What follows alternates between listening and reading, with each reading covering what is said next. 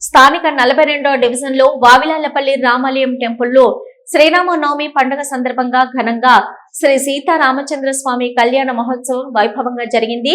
ఇక లివేధా పండితులు శ్రీమాన్ భారత ఆచార్యుల చేతుల మీదుగా ఎంతో భక్తి శ్రద్ధలతో స్వామివారి కళ్యాణం జరిపించారు.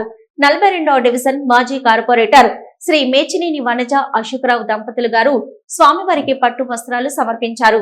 డాక్టర్ పబ్బా కైలాస్ స్వామి వారికి తలంబ్రాలు సమర్పించారు. లిగోదా రంగనాయకుల కళ్యాణం చేసుకోవడం ద్వారా స్వామివారి కృపా కటాక్షాలు మనందరిపై ఉంటాయని, సంస్థ పీడ దోషాలన్నీ తొలగిపోతాయని, ప్రజలందరూ సుఖ సంతోషాలతో ఆయురారోగ్యాలు అష్టైశ్వర్యాలు ఉండాలని ఈ గోదా కళ్యాణం చేసుకోవడం జరుగుతుంది అని ప్రధాన పూజారి వేద పండితులు శ్రీమాన్ భారత కుమారాచార్యులు అన్నారు. ఈ స్వామివారి కళ్యాణం చేసుకోవడం కోసం డివిజన్ నుంచి 1000 మంది భక్తులు వచ్చి స్వామివారి దర్శనం చేసుకుని వచ్చిన భక్తులకు తీర్థ ప్రసాదాలు ఇవ్వడం జరిగిందని రామాలయం ఆలయ కమిటీ ప్రెసిడెంట్ మరియు 42వ డివిజన్ మాజీ కార్పొరేటర్ మేచినేని వనజ అశోకరావు అన్నారు.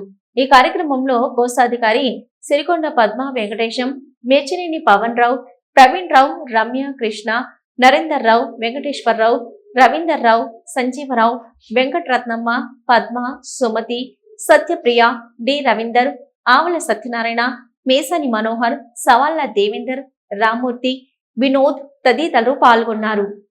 జై శ్రీమన్నారాయణ.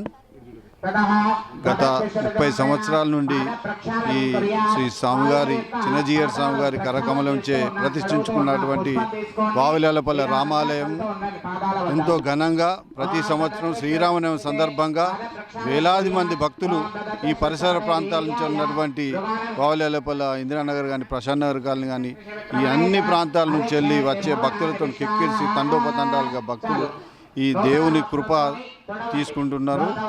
అందుకొరకు ఈరోజు భద్రాచలంలో ఉన్నటువంటి సీతారామ కళ్యాణాన్ని పురస్కరించుకొని ఇక్కడ కూడా వైభవంగా మేము కళ్యాణం చేస్తున్నాం. దీని అందరూ ప్రజలందరూ సుఖశాంతులతో ఉండాలని ఈ సందర్భంగా కోరుతున్నాం. నేను మేచినేని అశోకరావు, అధ్యక్షులు శ్రీ రామాలయం కమిటీ.